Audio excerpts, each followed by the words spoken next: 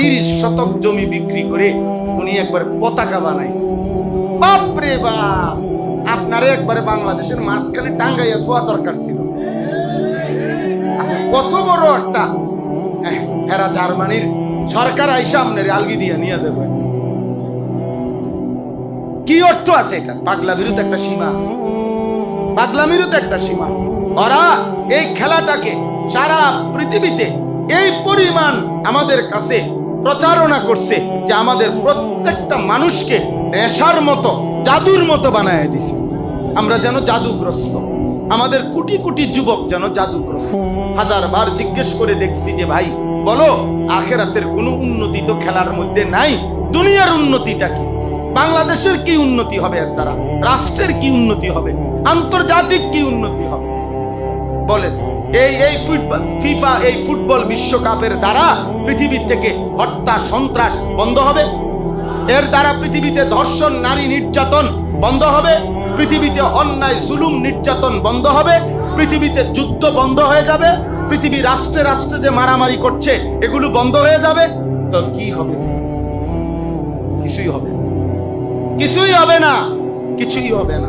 পাখে থাইকা crore crore billion billion dollar নির্দিষ্ট কিছু পুঁজিপতি, নির্দিষ্ট কিছু পুঁজিবাদী, তারা তাদের নিজেদের সম্পদ জমা করবে আর আমাদেরকে বলবে আবার আপনি আপনার আগের কাজে যান, খেলা শেষ, খেলা শেষ।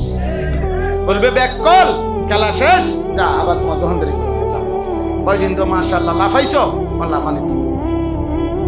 নবী সাল্লাল্লাহু আলাইহি সাল্লাম বললেন, ইমানদারদের কি হলো?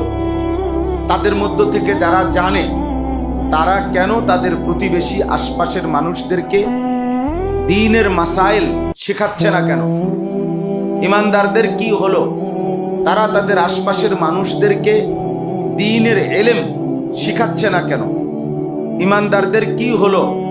তারা তাদের আশপাশের মানুষদেরকে দ্বীন সম্পর্কে সচেতন করছে না কেন?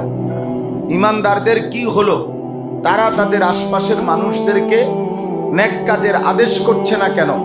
গুনাহের কাছ থেকে নিষেধ করছে না কেন? এরপরে বললেন, ইমানদারদের কি হলো? তারা কেন তাদের মধ্য থেকে যারা জানে তাদের কাছ থেকে ইলম শিখছে না কেন? ইমানদারদের কি হলো? তারা যারা জানে তাদের কাছ থেকে শরীয়তের মাসাইল শিখছে না কেন?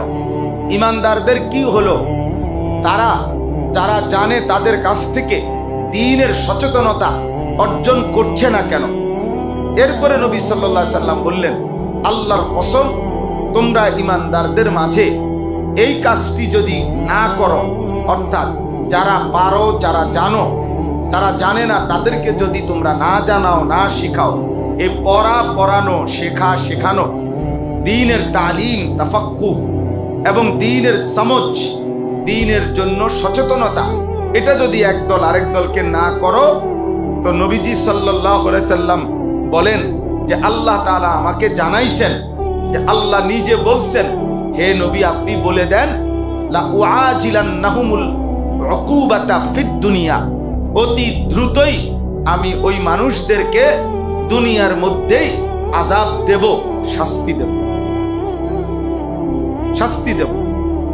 হাদিসের মধ্যে আছে, উপস্থিত সাহাবাদের মধ্যে একটি গোত্রের নাম ছিল আশআরী গোত্র।